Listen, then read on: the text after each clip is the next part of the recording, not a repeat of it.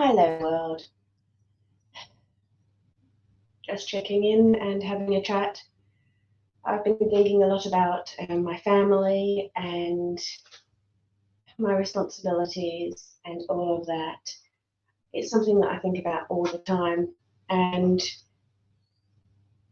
part of me sitting here and talking to this computer and in theory to the world is me processing that and having a way of strategically managing the thoughts and processing through all of the things that I've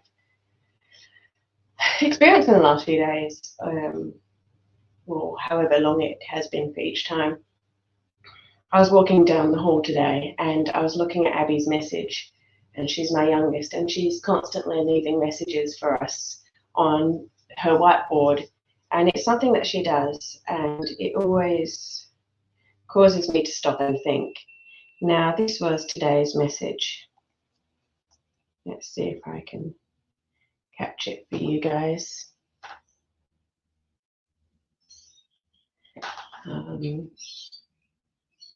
Yeah, it's probably a better view. Oop. That'll teach me, doesn't it? Hang on, I'll just answer that SMS, which is really rude of me, I know.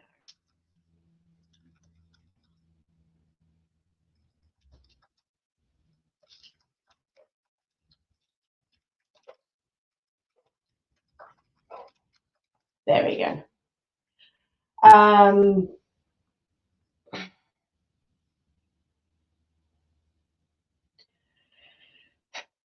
And I look at Abby's messages sometimes, and it always tells me many things about her.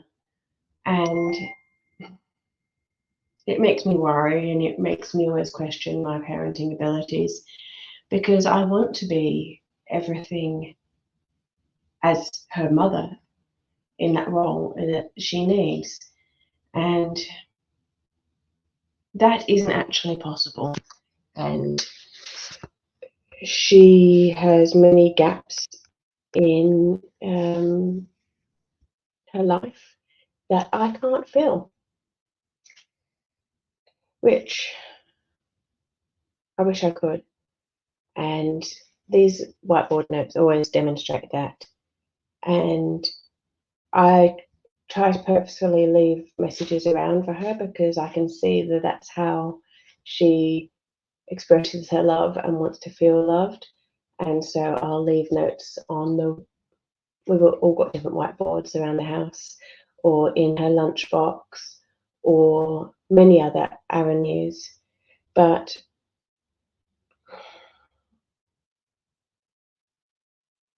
she doesn't value herself enough.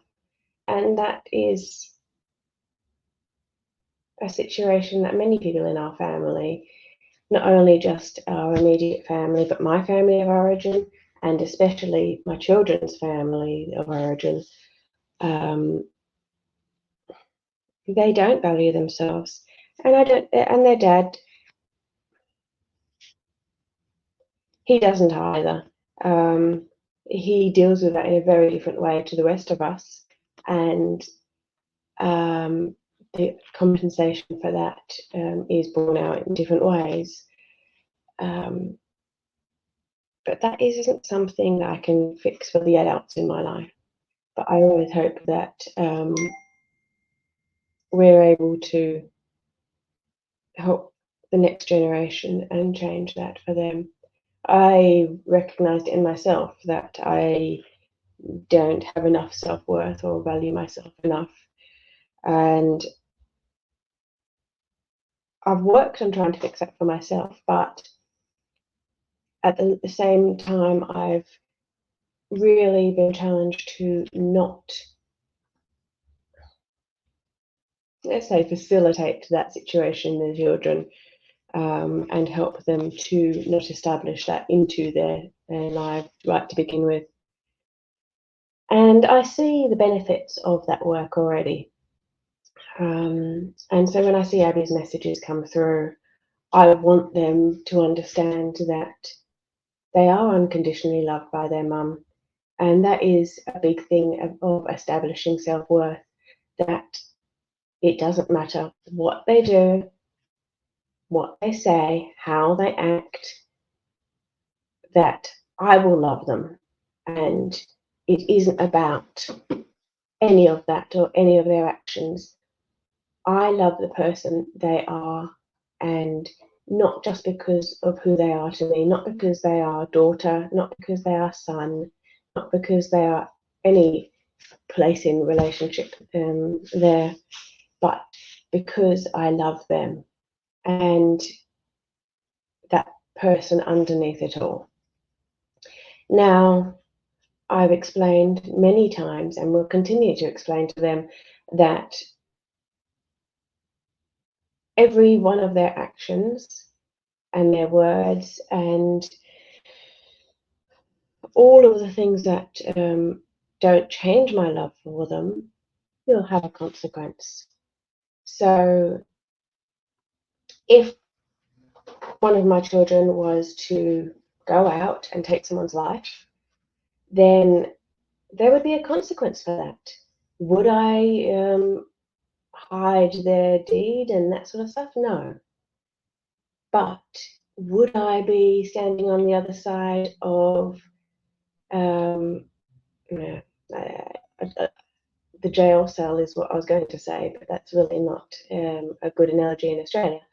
But I would be the first lined up to be visiting them and for making sure that they're going okay and helping them to turn their life around and finish out whatever consequence they have to do and moving on with their life. And I would still be a part of their lives and I still would love them and I would hate what they have done. Does it hurt when children do things? Yeah, absolutely. Do I not approve of certain things? Absolutely. But I need my children to know that I love them unconditionally and that will never stop. If they hate me, I will love them. If they love me, I will love them, and not because they love me. And that's a really important thing to help them establish their self-worth. Their love for them.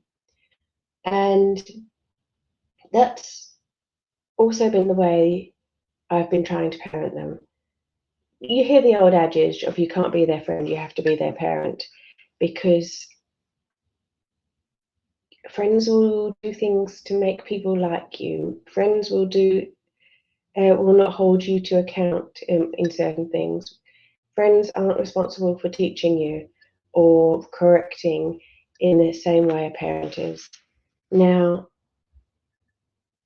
I will parent to the detriment of my friendship with the children or them liking me or anything of that, because I care for them that much and my love for them is unconditional and it is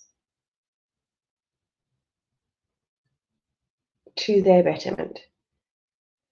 And that's really been a hard thing because there's been many times in the last 15 years where I've had to make the decision that the children are going to completely resent how I do something, what stand I take.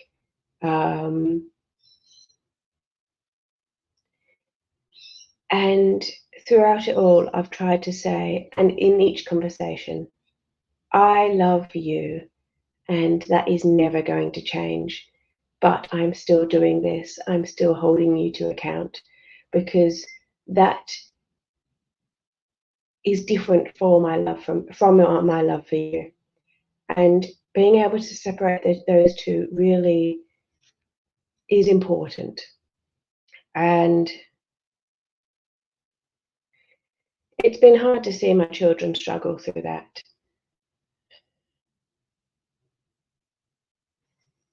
I must admit there have been times I've just wanted to go, stuff being a parent. I just want a happy family life and not to have to be seen as the negative one or the harsh one or any of that. it has meant that situations like Sissy at the moment, and her believing many things are not true, are happening. And it's such a struggle. And I probably use talking like this to reconcile that. But there is a big difference between me love bombing my children and just telling them that everything's okay, they're loved no matter what, and telling them how great they are and everything that they do is great, and every single choice that they have is great, and sections of their personality are lovable. That isn't my job. And love bombing them like that is setting them up for failure, because when they get into a healthy relationship, God willing, in their adulthood, and they aren't told everything is great and they are perfect, and and there was never any arguments and challenges, if they finally find that relationship and these things happen, they're just going to say, I'm not loved. And it is not the case. And it's so hard because love bombing is so enticing and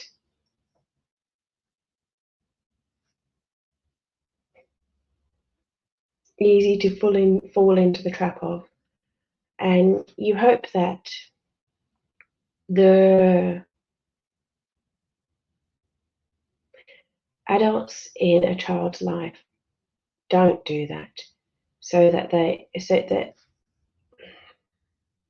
the children can learn a difference. We're all living and learning. I'm living and learning every day. I look back on things I thought 3 months ago and I go, that wasn't a very mature way of looking at things. And then you look back a year before that, and I am amazed at how fast we all grow all the time and how much insight you can have. And each time you think you're wise, and then 6 months passes and you're like, oh, and then 10 years passes. And I'm so thankful for constantly learning and constantly having access to knowledge and self-improvement. I do wish that, like everybody, that we could have those wisdom time aspects as we're younger. And yet,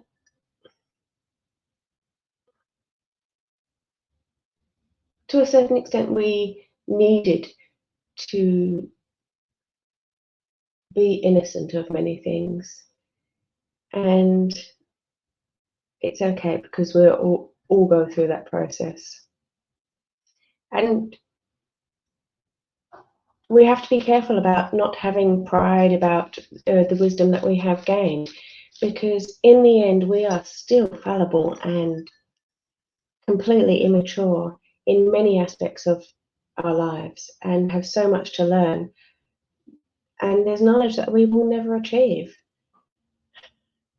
And that's why we need each other, because we all have a different wisdom and we all have something to learn from each other. And if we didn't start as really needing these people in the beginning, then our whole community would fall apart. Anyway, I'm going down another rabbit hole like I always do. I was thinking also today about forgiveness of people. Now, I would call an excessively forgiving person, beyond what I'm meant to, and I'm still learning where boundaries lie and where one should have boundaries and forgiveness within that, and where other boundaries can be much bigger. Now, I guess that There are people in my life that I've forgiven and have boundaries around, and there's others that I hold resentment to, I suppose. And while I've forgiven them, I still carry that pain. And I'd like to continue to work through that, especially since I don't hold other people in my life to that standard. Now, I forgave people sins, let's call them, that were hideous, absolutely hideous, and allowed myself to be treated like a piece of dirt over and over and over for many, many years. And then there's others that are still in my life that I can hold anger towards, and I almost justify that I still have the anger because I allow the person to still be in my life. And I need to find a middle ground. So let's take my dad for an example. I yelled at him in front of his friend. Well, let's rephrase that. My yelling was, I was talking with this tone, with a slight tone of annoyance, and it was raised to the point where maybe it was loud enough so that he could hear across a normal room. And it was in a questioning tone of, why do you treat me like this? And so maybe it's justified. Maybe the situation was wrong and it wasn't in a very loving fashion. But that is basically my version of really losing control of somebody. It's not exactly extreme, and it's very British of me, I suppose. Even though I am Australian, those aspects of me still come out quite a lot, as I've been raised in a family that brushes emotions onto the carpet, and I can see why people give POMs, which is an Australian term for those out there, for people who've immigrated from England to Australia. And the story behind that is actually it's POM, which is Prisoner of His Majesty.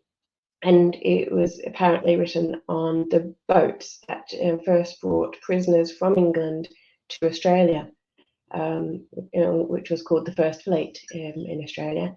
And England shipped out all of their convicts to Australia for slave labour, basically, for the rest of their lives, because they didn't know what to do with them in England. And so huge amounts of people were shipped over here.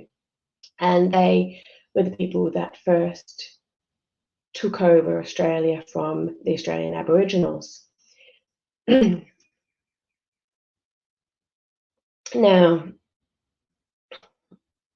POMs are known for being whingy, and I also have learnt that is also an Aussie term, and it means, for the rest of the world, whiny. And rather than ever dealing with the strong emotions, they will complain incessantly for years on end about certain things. And that's probably because they haven't expressed and got out the big emotions that they ought to in the first place. So potentially it's an apt expression, and it's becoming an old school term now that the younger generations haven't heard of. And that is because it's been 220 years now. And so while the expression was known by a generation and a half ago, that means that my parents knew of it and my children don't.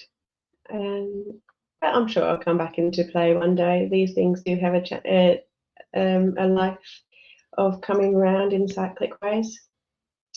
Anyway, so what we were talking about, oh yes, it was very British of me to not express my emotions. And yet they do seep through if you don't deal with emotions. And so I've been spending the last 13 years actually, working through my actual emotions. And it's part of the thing that allowed me to get to the point that I'm at now. So 13 years ago, I came to the realization that not everybody treated me the way that I deserved.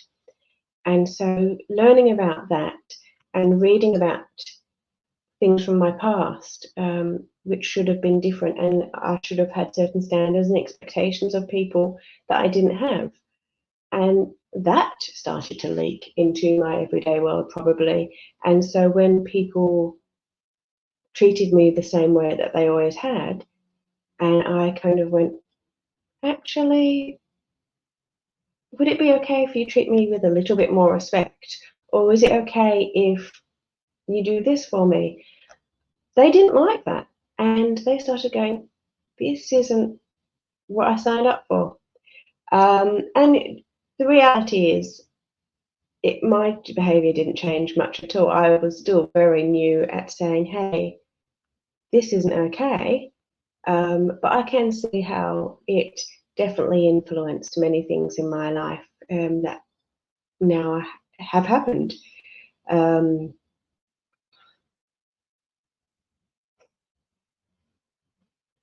I always that thought always makes me stop and reflect, and it silences me because my first go-to response is silence and introspection. And it sounds like I've thought about every single thing in the world when I finally talk, because there's 1,000 thoughts that are only half formed in my head that are swirling around in a very fast fashion, and making connections and being processed.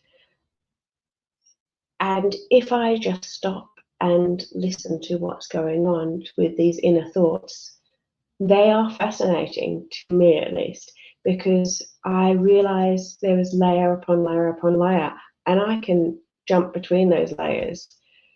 And it does silence me, because when I think about 13 years ago, and then I think about my childhood, and then I think about my marriage, and then I think about my children, and I look at how I allowed people to treat me, and while I didn't change barely anything, there was an onflow of situations where I would actually dare to request things for myself, and the response was very swift and very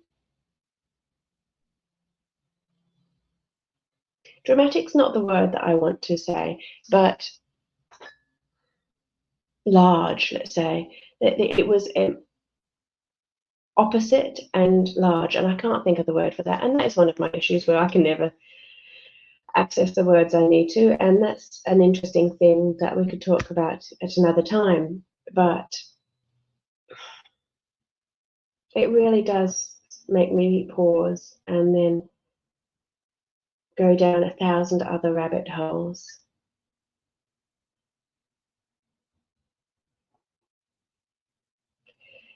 But having this argument with Dad, well, this confrontation, let's say, or discussion, or openness with Dad on the weekend, that is a new section of me that did start 13 years ago.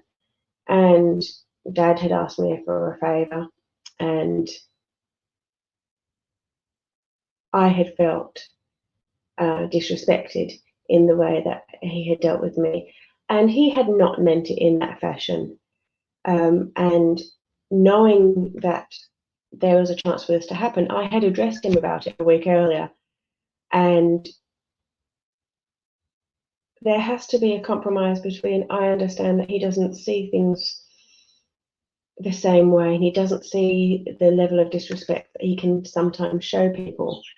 And having that knowledge and knowing that he's not intending it that way, I need to compromise and yet also have an understanding of respecting myself and saying it's okay to expect certain boundaries.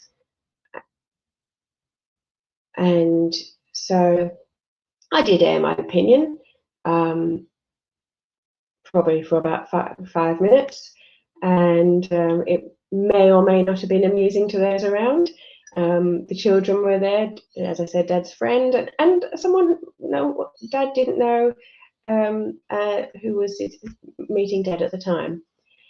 And each time I do this, it deeply saddens Dad, because he doesn't want to upset me. He doesn't want to change either, and he's made that very clear. And he does struggle with change, and that's something that my sister has actually identified more with how she's assessed him. And we have always worked around our parents, and it's always had to be that way.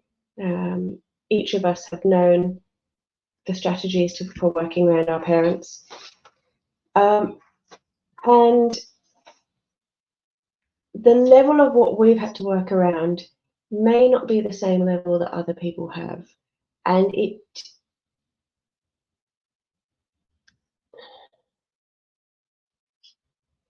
is a big, big rabbit hole, as both Mum and Dad have their own experiences, and being able to understand a person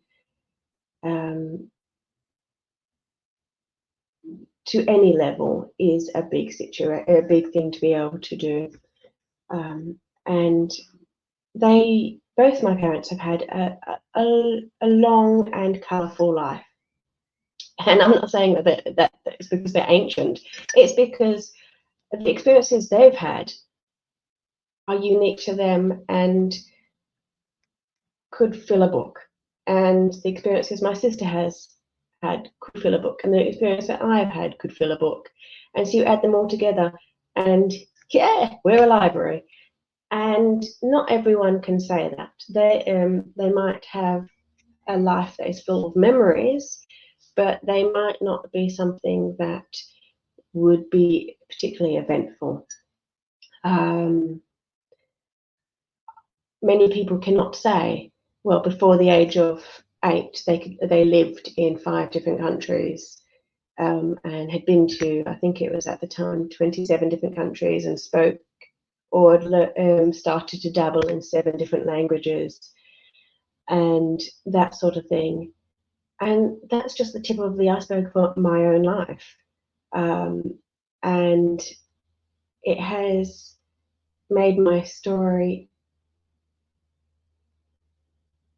and the way I developed different. And I've always used that as why I might be different from other people. And then sometimes I've gone, I'm different from other people because my parents raised me exceedingly different from Australian culture. And yet I lived in Australian culture. So having that clash created me to be a different person. Or then is it just because I'm a unique personality? And then I could have those questions very easily for each of my family members. And so you mold all of that together. And it's like watching Days of Our Lives. And so in one way, people on the internet, they now have their TV shows as live streamers. And it's why I think that sometimes dipping into my life might be of interest to somebody. One, because you may be able to learn something from my experiences and my family's experiences and my mistakes, but also me sharing and my transparency is different to other people's. I'm nobody special. I fully accept that, and I'm happy with that. However, I have a unique story, and there are many people out there with unique stories, and if you combine them all, we create a great community. And I hope that I can be that for some people. If I am just that for my aging children in 50 years' time, that is great. If it is for more people, hurrah. So I have to learn to accept my parents, and to a certain extent, I have. Um, and some of the other extents, I've just gone, I don't want to deal with it. And I don't know what the right way is to do yet. And I still feel I'm really immature in my learning process about that. But I think I will revisit this topic 1,000 times more, and we'll have so much more to learn after that. What I do know is it's made me who I am.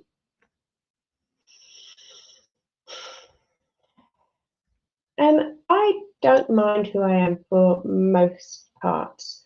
I feel that I've become someone that is unique enough that people can struggle to understand who I am. And it's a bit like eating.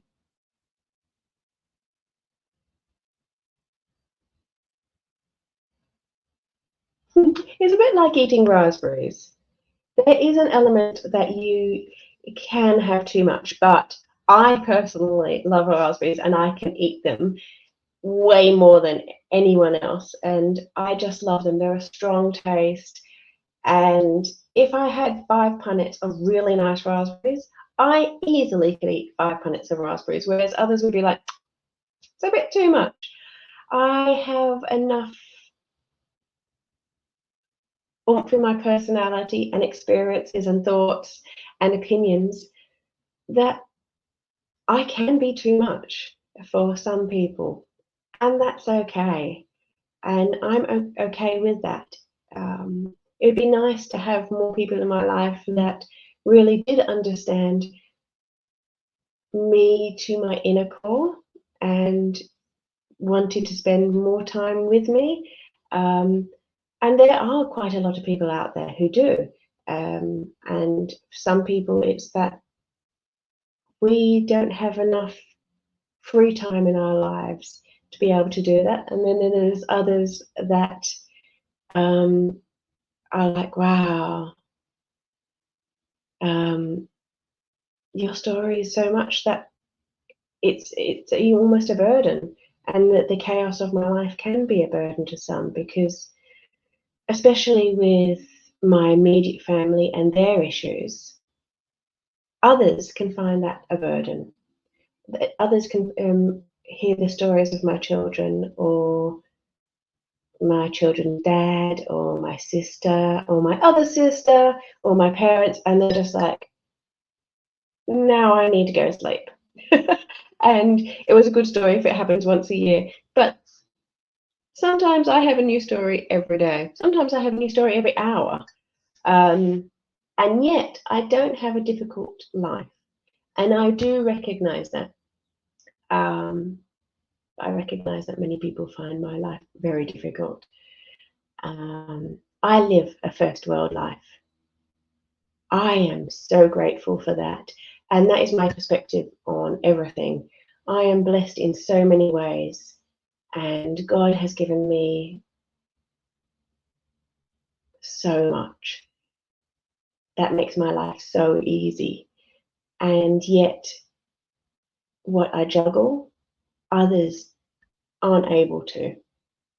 Oh, sorry, my brain just jumped across to the fact I've got a significant burn on my torso, and it hurts. And today it's burning a lot. I changed the dressings about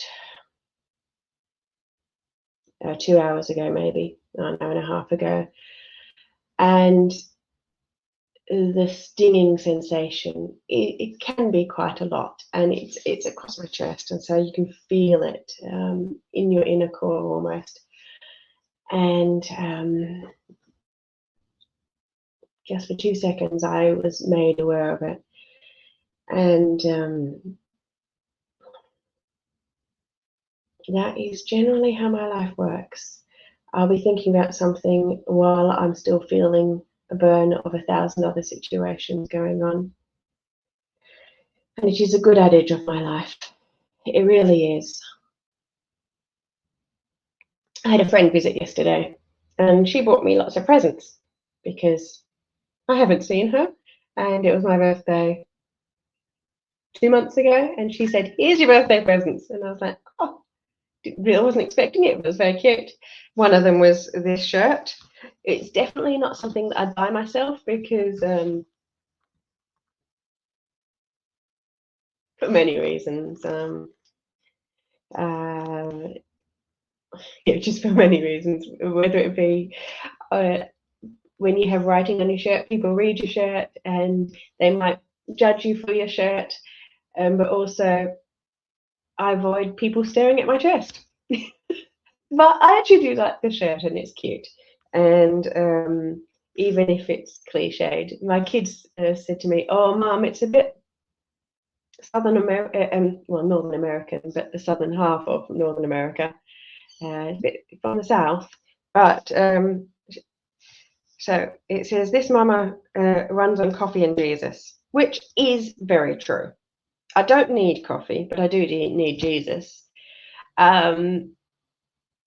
I'm, let's call it traditional Sydney Anglican, so I'm not out there screaming from the street corners. I do think that everyone needs to know about Jesus in their own way and fashion, but I'm a reserved person and quite a shy person. And so this does it get you out there. And because I'm known as Mum on the internet, it is also quite apt. But yes, I'm known on Mum by the internet because I'm known as Mum in life. It astounds me that people from all walks of my life who have no interaction with each other just say, "Yeah, you're just Mum." Like, it doesn't matter how we know you. Like my nephew the other day said, and it's I have a few nephews, but my nephew, legally is in law, so he's married to my niece, and he's like, "Oh, that is just who you are. You are Mum, full-time Mum in her personality and everything." And I hadn't expected them to see me like that. It's such a compliment because it is who I feel I am. I feel like I love the world and I want to care for the world and be there and support in a way of assisting people to be the best person they are. Not because I think I'm any better than them, because I'm not. I am this broken person, but I want to share everything I have with the world so that they can achieve whatever they wish and go on in their own lives. And it doesn't have to involve me, and there is no. And I guess with a mum personality, it's because I don't expect anything back, and a parent is unconditional, and what people see in me is my unconditional love and giving, that I want to give unconditionally. You don't have to give anything back. My love for you is unconditional, and my hope for you is unconditional. And if that means that you go on in life and I'm not involved in that, that's okay. And that is how I've treated everyone in my whole life forever. And it's interesting because it's meant that I've had no boundaries and no expectations of others. And that has been my downfall for many things as well. But it is also my strength. And in trying to allow myself to have self-value, it has meant that it begs that I have boundaries. And yet I don't want to change who I am as my essence. And so there's a way of navigating that. I have this genuine unconditional love for people, and I don't want to expect things of people, and yet I have to have boundaries of myself. And so it makes it really hard. And so maybe having healthy boundaries is a way of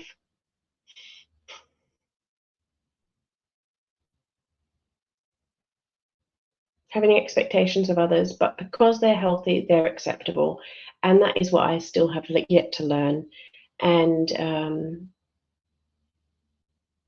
I really need to have that before anything else happens further in my life, really.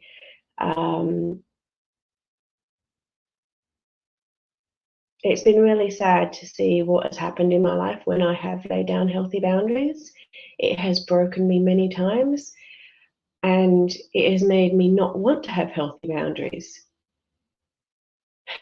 It has made me resent having boundaries. And sometimes I resent who that has made me. But that really is a reflection of other people. And I'm still working through that very much.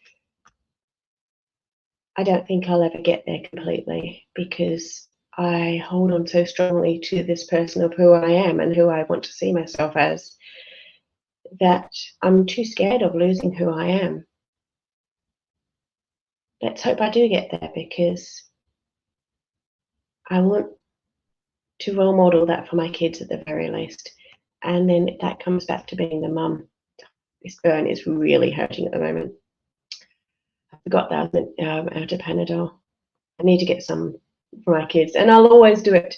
If my kids need some, Ellie has to carry around Panadol and that sort of stuff, because she gets certain aches and pains and that sort of thing that I would not wish for her, and that comes of being my child. I've passed on some physical issues to her, and that sucks.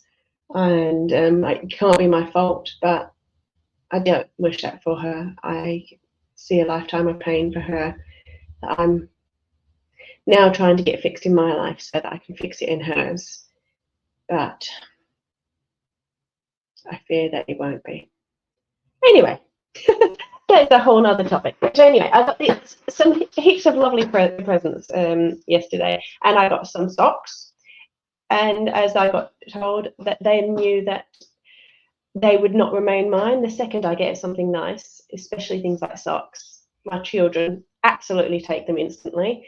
They have no respect for anything that I own, and I have tried to put those boundaries in, and yet I also let them slip. And we do share most things, and I would give the shirt off my back for my children and for anyone else in the world, sadly, and have in the past. And so I got this time 5 pairs of socks, because last year I got a lovely pair of socks, and this time I got 5 pairs of socks in the hope that I get to wear one pair every now and then. And Bear will be wearing the rest, I know, but the other children will be too, and that's fine. And I love sharing my life with my children.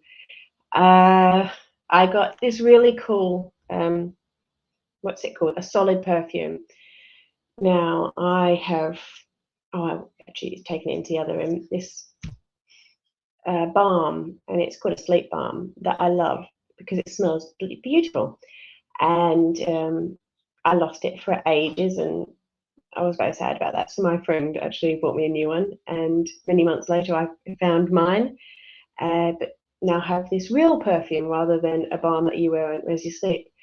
And it's actually just silly little things in life that I appreciate. Like, those are the things in life that haven't been done for me before.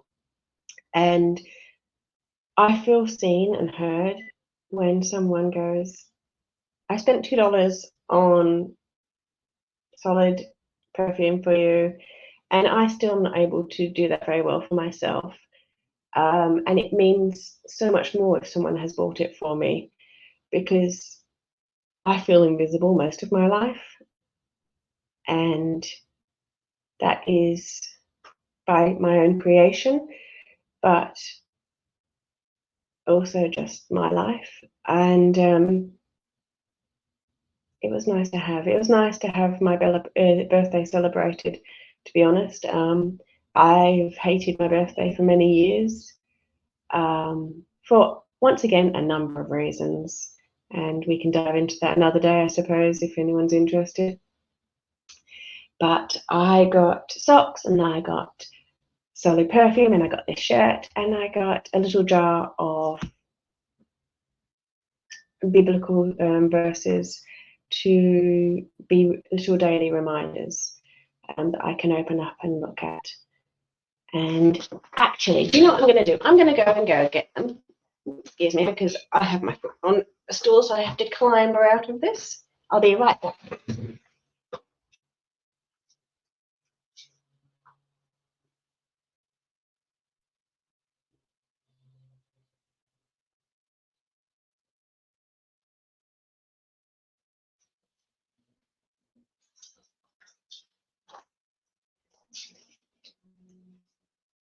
Right. I grabbed a whole hoard of goodies, and lost my safety blanket, as one may call it. I've managed to get myself quite in a puddle here. Okay, so let me get my feet back up on the footstool underneath the desk while on the wheels. I did. And cuddle my safety blanket. What it's actually doing is it's keeping my arm, it's allowing me to lean without leaning on my burn, so it's keeping my arms further out. Because otherwise I touch my burn and it hurts a lot. Anyway, so I've got my 5 very cute pairs of socks. I've never been a girly girl, but I do like cute things, and I like animals, and I think these will go down well with the children. Absolutely. Anyway, this is the balm that I love. It does smell really good, and it's called Sleep Balm, and by the Physio Garden, I believe it's called, and it says it's a natural bedtime balm. And I just keep it on the desk and smell it more than anything else. And it's meant to, what's it made to the smells? I can never recognize smells. Justin was always good at that. So it's kind of shea butter and wax with lemon and chamomile smells and lemon myrtle. I do like the smell of lemon myrtle and lavender. And so yeah, lemon myrtle and lavender and chamomile is a lovely mix. Anyway, so I loved that. And so yesterday I got this, which is it's just called Blooming. Now, not only is it matches my computer. I have multiple computers here. You should see the setup here. I'll describe that in a sec. But I kind of love this style of it's not art. The aesthetics of this sort of stuff. And I'm not as much a pink person. I'm more purples and blues. And for me, purples and blues represent something in my past as much as anything else. And it reminds me of a certain type of love. But it's almost identical to my computer cover, which is a happy coincidence. My computer cover doesn't have the pinks in it, but so, and it's got no idea of what the smell is or anything, but it is nice, and I didn't put any on today. But it's a pleasure to be able to be. Hey, as I said, I'm easily pleased, and for $2, I will feel loved for many years to come now, and I sadly will probably treasure it for many years to come, because I don't just use something up. I will just things like that mean things to me. And so then I got the shirt, and Oh my goodness, the whole reason I went was to get that jar, and I didn't get it. Okay, I'm not going back. But it was a beautiful jar, and I believe there were verses from John. And yeah, after all of that, I can't believe I forgot the jar. That is very me. I have a lot going on in my head, and we'll just move on. Oh yeah, so we'll talk about the computer. So today it must be the 11th of September. There you go. I don't generally here in Australia, because we don't write the date the same way as the Americans. The Americans. It takes a while for 11th of the 9th to trigger that it's 9/11, and I do remember 9/11, the day. For me, it is about September 11 and the sadness that happened, and that was an awful incident. I remember the day because my life was so different then, and that is much of a trigger as anything, because it reminds me of many things that I've lost, and um, there are things in my life that weren't real, but I didn't know that, and so I still grieve that I've lost them. And yeah, give me a tick.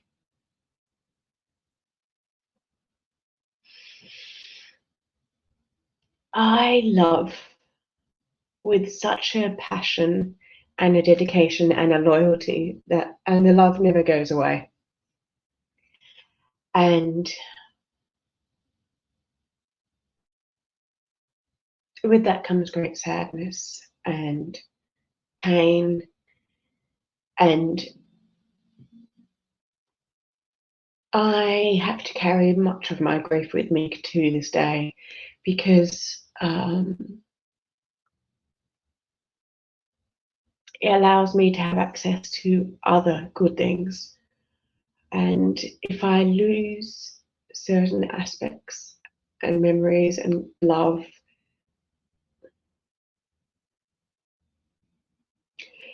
it will be at the detriment of my children and of who I am. But anyway, so it's trigger, yes, because 9/11 was sad, but I remember that day. I remember waking up. I remember the morning with loved ones. I remember visiting my mum in hospital and the conversation I had with her, and also watching 9/11 on the TV as she slept while she was just coming out of surgery. I remember the state of my family of origin at the time. I remember my husband. I remember my mother-in-law.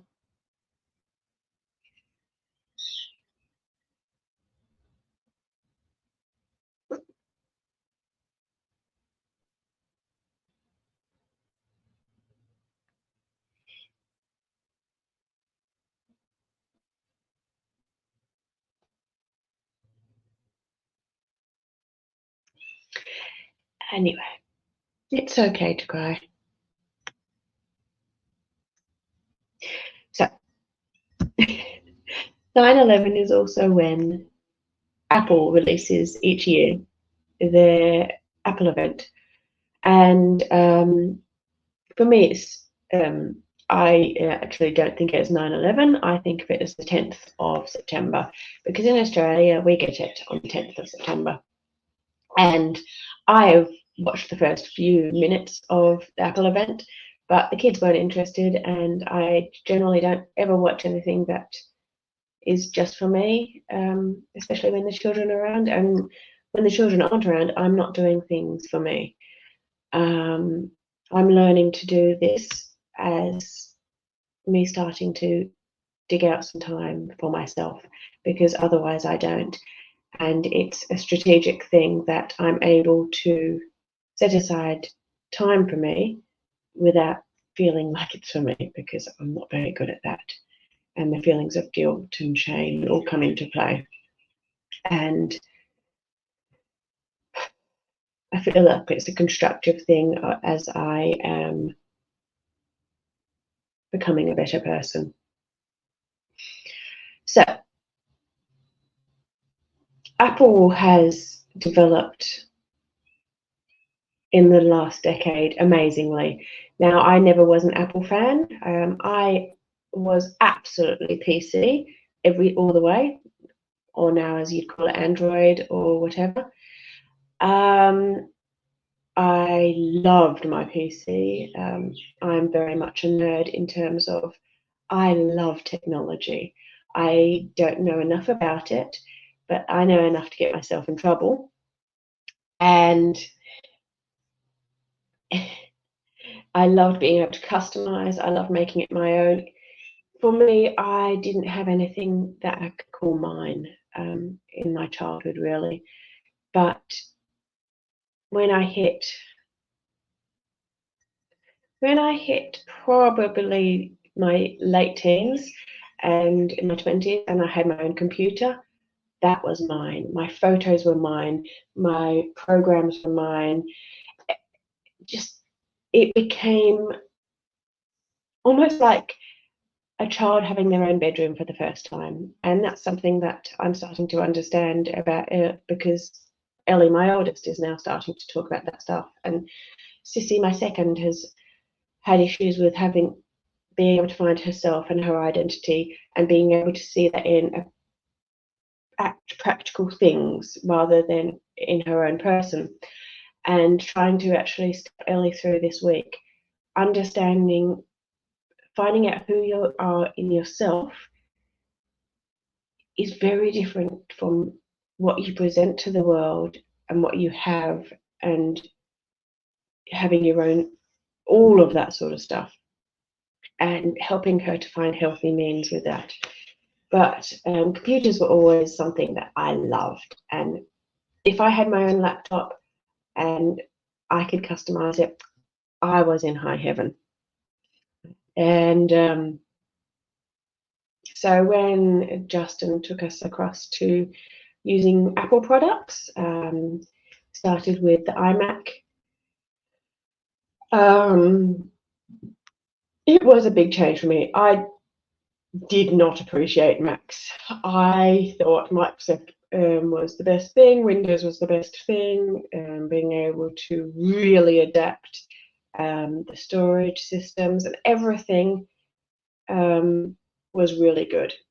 Now, as I got older, I paid more attention to the real life, and so I wasn't able to customize as much and make sure it all worked seamlessly. And that's the thing about PCs. You can customize so much that your computer runs badly and it isn't ideal. And yet, Apple, you don't customize to a certain much. It just does everything for you, and it's all automatic. And people don't like having less control. I decided, hey, I'm okay with not having control of this. And if you let something do it as it's designed to do, it can be really cool, especially as technology is changing so fast. So today, 2 days ago, I was sitting, and we have now basically three computers or machines in our family, and we all use it. We we have our own user accounts, and we can log on any of the machines. Obviously, they're all sitting here because I keep pointing to them. And they are attached to gaming monitors and good keyboards and that sort of stuff. But my personal laptop, so they're all laptops, but they're actually being used as desktops. Now, my personal laptop is the only one that gets moved around, because I'm the only one that doesn't smash everything, and I know how to use things, etc., etc. And it means that yeah, I had to. It means that it cuts out a lot of other issues that children who have executive dysfunction, which all of my children do, and have impulse issues and decision-making issues and all of that, it really helps them. Now, that doesn't make me a very nice mum in their eyes, and it can cause a lot of other issues. And that's part of being the mum of a kid with executive dysfunction, that you have to make decisions for them that they would normally make themselves, and it can make them resent you quite a lot. That can be okay if it's being supported within a community. Now, unfortunately, a side story is that one of my children, all of my children have been told that I am bad and I don't know what I'm doing and I'm doing things to control them. And one of them has started to believe that and is really undermined everything in their life. And it's been really awful to see that happen. But anyway, so my laptop is sitting over here, which is to my left in real life. And it's sitting on a stand and it's logged in to my account. Then we've got the first kid's laptop sitting over here and the second kid's laptop sitting over there. Now, and obviously I'm using the one here. Now, that's because it's got the big monitor set up. It also means that the laptop is actually sitting above the monitor, which is why it is just a good spot for the camera to be working. So it's actually sitting behind the screen, and so the screen of the laptop pops up behind the actual screen that I'm looking at, so that we can use the webcam at the same time as using a big gaming screen. And then I have a separate external keyboard and speaker down here, which then means that we're working as a normal desktop computer. And it's just easier to talk to you guys here because I know that I'm not going to bounce around and move the camera all the time. It also means that I can use my own laptop for other stuff while I'm doing other things. But I logged on to my account, and I just happened to log on to my account onto two of them at once, so that I could be using documents and email over here. And then I was, in fact, streaming a TV show on the top screen, and then I had Microsoft Word open on the bottom screen. And suddenly I was able to move my mouse from this computer while I was using, and I moved it sideways, and it became the mouse for my personal laptop. Now, it wasn't that it was just a shared screen and I could move across everything. It was that I'd stopped using one computer and started using another computer just by sliding my mouse across, and it was seamless. And so it meant that I didn't have to then reach over, use the touchpad for the laptop and use the keyboard, which is now at an angle because it's sitting on a stand kind of in that shape. So I was able to use this keyboard, and as long as my mouse was on my laptop screen, I was able to use this keyboard. And I was even able to drag files from one computer to the other, and it was actually transferring between computers. Now, I'm not able to, let's say, drag a window from one side to another. So if I was using let's say I was using Microsoft Word and I was working on it and I moved it slightly from one side, I can't drag that across because it's actually a separate computer. But I was like, this is amazing technology that because I just happened to log on to my same account. So of course, the next thing I did was I logged on to that computer, which also has the same setup with the laptop running behind it with the camera coming down. And these two computers that with the gaming monitors are set up for the children to do their homework and that sort of stuff. So obviously I couldn't afford to give the children devices of their own, and that has been a big issue for the children. So what I wanted to do was give them a setup that was really good. So I got secondhand MacBook Airs, and then plugged cheap Kogan monitors into them, set them up really well with a nice big computer desk so that they could use it to do their homework in on paper version.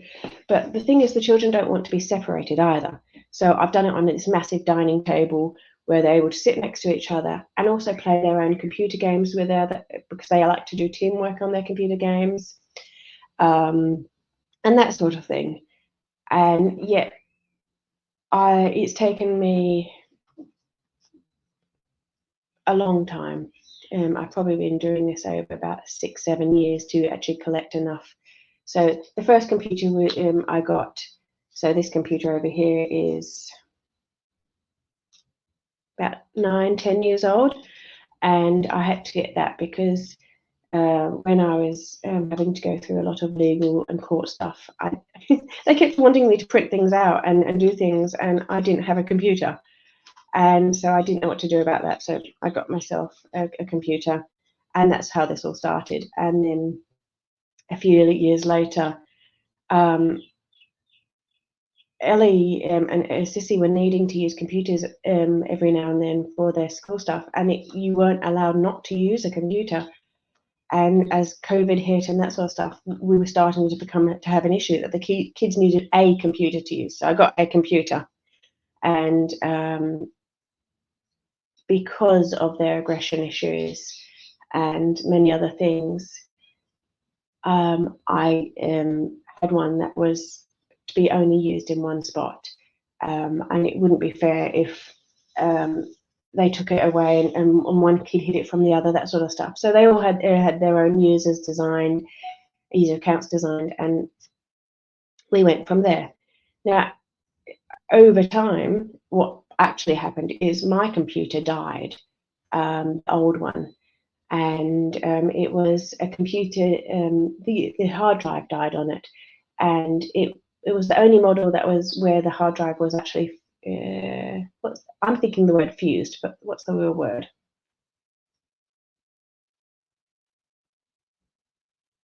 It's this metal thing that's melted on. But anyway, it doesn't matter. It was actually part of the computer, so it couldn't be replaced. And Apple was very clear, couldn't be replaced, all that sort of stuff. Nobody could help you for it. And so then all 5 of us ended up using the one computer, and it was becoming really an issue. And so after about 5 years, I got a second-hand computer so that we could share between all of us. And it came about that I could get, after many, many years, there was a way that I could get my original computer fixed. So we ended up with 3. And they're great computers, and they do what they would do, but we've now got the 3. So the children and I are very blessed to have these 3.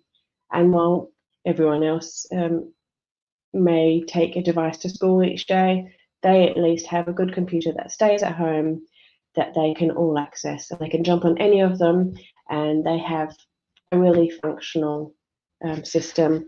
And I've networked it all. It has backups going and printers and Wi-Fi. They're $30 printers, but I've managed to know enough that I've networked it all. And this is besides the point, because the whole thing was telling how great Apple can be.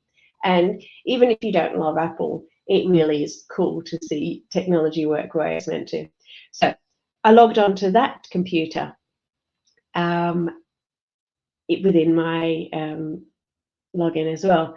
And then suddenly I could move the mouse between 5 screens, and each was a different computer, each running its own thing. And so I was able to really quickly move across to that computer and access the external hard drives with amazing speed, rather than while our Wi-Fi is okay, it can get annoying to access photos across the Wi-Fi. I was able to look across there, move my mouse, be accessing the hard drive, which is connected to that one, which all of our backups go to, and then smash across to here, be doing something on this computer, which contains all of the really big drives for legal proceedings and that sort of stuff. And all I did was log in, and it just happened to work that I moved my mouse sideways and I was able to access it, and I was blown away. It was really cool, and that sort of stuff is fantastic, and it makes me smile a lot. And everybody else would probably think it's really boring, and it doesn't mean anything or actually do anything that makes it better, but it's very cool. And in my life, I've always been impressed by things that are cool. So that's probably an insight to me and how cool Apple is. And there's an Apple event that's come out yesterday, and I'm really looking forward to sitting down and being able to watch some of it, because I love the advancements of technology. I've always been that kid. In Australia, there used to be a TV show called Beyond 2000, which is terrifying, because it was basically called Beyond 2000 because we couldn't imagine what life would be beyond the year 2000, and how advanced, and like the Jetsons, it was going to be the cartoon, the Jetsons. And so we're watching this in kind of the 80s and the 90s, and it's what's life going to be beyond 2000. And now it's 24 years beyond 2000, and it is terrifying for me. And it shouldn't be. I should be very at peace with that sort of stuff and the passing of time. But I have never been at peace. I was the child, young child at the age of 8, going, I'm getting too old. I'm growing up too fast. It's going too fast. I need to slow this down. And I've never stopped being like that. And I've always believed that I'm old and I want to be younger still. And I still truly believe that I'm old. And I keep going, I just want to, and I'd love to be in my 20s. And I feel like I'm in my 20s. And I feel like I definitely have the innocence of a 20-year-old still, to a certain extent. And I can be so naive and so immature and childlike. And I love that aspect of myself, actually. I love that I have this genuine, innocent side where I can let go of anything and still feel those simple emotions that are really akin to a child. And as Jesus says, to have faith of a child, to have love of a child, there is a simpleness to it and a wholeness to it and a beauty in it. And I love that I can sit and look at something and go, isn't that amazing? Look at that simple tree, or that simple concept, and it's amazing and beautiful. And there are times when my kids will look at me and I haven't actually cottoned onto something, and they shouldn't be able to either, because they're neurodivergent, and they've caught it onto it before me, because I have lived an innocent, naive life. And they're like, Mum, and I'm like, oh. And I'd rather be like that. Sadly, I have been exposed to more than my fair share of things people shouldn't see and know. And it has taken away that innocence, but I still can go back there, and that's nice. And that's in this 40-year-old's body. And I'm no longer even 40, I'm a little bit past that. But yeah, that sends me on a whole caveat of another internal voice. It really does. I guess I've talked for too long already now. And that's the thing, I want to start processing all of this stuff, and I don't process much of it without actually verbally saying it. And I don't want to burden anyone by saying it to people. And so I'm happy to say it to the big red button and only post it to people in America and India and Canada, which is where I try and aim it, so that I don't ever burden those around me or that sort of thing, or embarrass people or anything. I don't expect people to watch me, but maybe some people do, and I hope you find it useful. Thank you for bearing with my tears. There's a lot of tears inside, and there's going to be many tears for many years, because I made the decision a long time ago that I would hold them in and deal with them slowly and not let them out when they should have been, because my children needed me. And I had the resilience and the strength to do that. But it wasn't me, it was just because how much I love people and how much I will give up for them. And people say, how'd you do it? And I had a choice. I had a choice to look after my children or put them in a situation which would be reasonable considering what I was going through, where they had a mum that just couldn't cope. And if I couldn't cope, then they would have been looked after by different people. And none of those were appropriate people to look after them.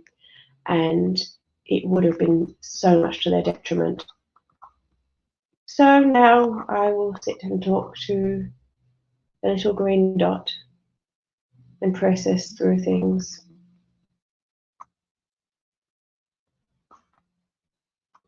I wish I could do it with just out saying the words. It doesn't work that way. So here we are. So I will leave you here. Thank you for listening to me. God bless you. Remember that God does love you so much, and it isn't about control. That was the whole point with God. It was never about control. And it's just the reality that He is the creator. But God bless you. Love those around you. Maybe don't let them treat you like crap, though. Learn from my mistakes, because you are valuable. And ta-ra.